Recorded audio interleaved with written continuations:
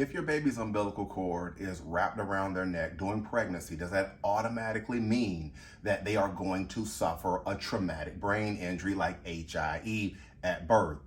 The reason why I want to talk to you about this is because we get a lot of questions on this issue, and I've talked about it in previous videos that are on our YouTube page and on some of our other social media pages on our website, but I've talked about other birth injury and birth trauma issues.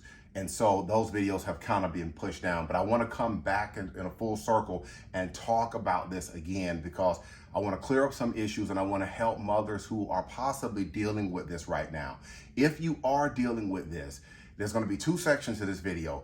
Please be sure to watch it all the way to the end, because it can be helpful as you move through this process, especially if you are pregnant at this particular moment in time. All right, so let's define some terms. When that umbilical cord is wrapped around a baby's neck, that is called nuchal cord.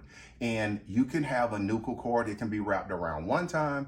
It can be wrapped around multiple times. But the literature is pretty clear on it, and the literature says that nuchal cord is actually fairly common. So this is not something that's out of the ordinary. It's actually fairly common. And just because your baby is dealing with nuchal cord, that does not automatically mean that they are going to be in trouble, or that they are in danger, or that they are going to suffer a traumatic brain injury. When nuchal cord can be problematic is when the umbilical cord can become compressed. If you have compression of the umbilical cord, that can be problematic for a baby, because if the umbilical cord is compressed, then it can either reduce or it can cut off oxygenated blood to a baby. And if you have a reduction of oxygenated blood or cut off of oxygenated blood, then babies can suffer an injury called HIE, hypoxic ischemic encephalopathy. If you are a mother right now and you've been told that there is a nuchal cord situation, what I would say is that, make sure that you have an open communication with your medical professional about the issue, and also pay close attention to your baby's movement. Pay close attention to movement. If at any time, especially if your baby is going through nuchal cord, that you feel decreased movement or fetal mobility begins to, you start to feel less movement, call and talk with your medical professionals right away so they can advise you as to the best course of action in regards to things, because they will have your history and specifically what's going on with you at their fingertips. So they'll be able to advise better as it pertains to that. So just like I said, pay close attention to fetal movement if you are currently dealing with the nuchal cord situation. Now, as it pertains to that second part of this video, and in this, we're going to fast forward and we're going to move to labor and delivery. And sometimes during labor and delivery, a baby can deal with nuchal cord. They can get wrapped up, or the cord can get wrapped up during labor and delivery. During labor and delivery, especially if you're in a hospital, they have tools, the medical professionals, the doctors, the nurses, they have tools that help them be able to understand how well your baby is tolerating a vaginal delivery. In other words, in real time, what's going on with them. And they do that by using what we call the electronic fetal heart monitor.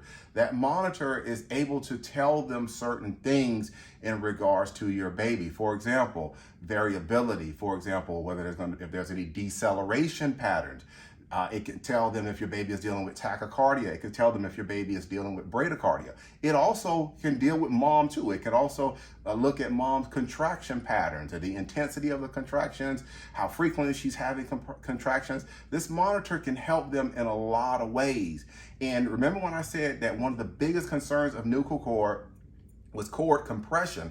Well, if a baby is dealing with umbilical cord compression during labor and delivery, the readings on the electronic fetal heart monitor, it will help doctors and nurses be able to understand where problems may be arising. So generally, if you have cord compression, what you can see is a drop off in the fetal heart rate. You could see that, and in some instances, you may even get down to a bradycardic situation, bradycardia, or there are other problems that that could also present itself. So during labor and delivery, if there is a nuchal cord situation going on and there is umbilical cord compression, doctors and nurses, they have to move quickly, or they have to be able to diagnose it, look at it, understand what's happening, and treat accordingly. If they do conservative, what we call conservative measures, and those measures are not working, then they have to move to an emergency C-section when warranted. And like I said earlier, the reason why you're having to do that is because if there's cord compression and there is a reduction or cutoff of oxygenated blood, a baby can't go on for too long with that, because if so, it's going to cause the baby to suffer it can cause the baby to suffer a traumatic brain injury like HIE. If you have more questions, maybe you are here today because your baby has a traumatic brain injury, you have an HIE diagnosis, and you were told that there was a nuchal cord situation going on, and now you have questions. Was this something that occurred during labor and delivery, or was this something that happened during pregnancy? You just don't know, and you would like us to do a birth injury investigation for you to help you be able to find some answers as to these issues. If you have that going on, what I invite you to do is to go ahead and pick up the phone and call us. There's a telephone number down below. Actually, I invite you to just go ahead and pick up the phone and call. When you call, be sure to let my secretary, let them know that you would like to get on our calendar, pick a date and a time for us to talk with you. That's important because we got to, know when to call you back. So pick a date and a time. And remember to initially talk with us about everything. It costs nothing for you to do it. And we would love to hear your baby story and what's going on. One more thing before I get out of here. I practice law in the state of Maryland. And I know because this video is on the internet, it's on YouTube and other types of social media sites, and it's on our website, it's on the internet. I can't control who is going to watch this video, and I cannot control who is going to call us. If you call us and you are not in the state of Maryland, you're in the United States, but you're not in the state of Maryland, please understand that we have to use what we call co-counsel or local counsel. In other words, an attorney in your state.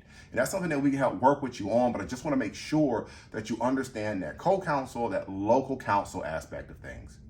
All right, that's going to be it for today's quick educational video. Again, I'm Marcus Boston, and I'm one of the childbirth injury and medical malpractice attorneys practicing law in the state of Maryland at Boston Law Group, LLC.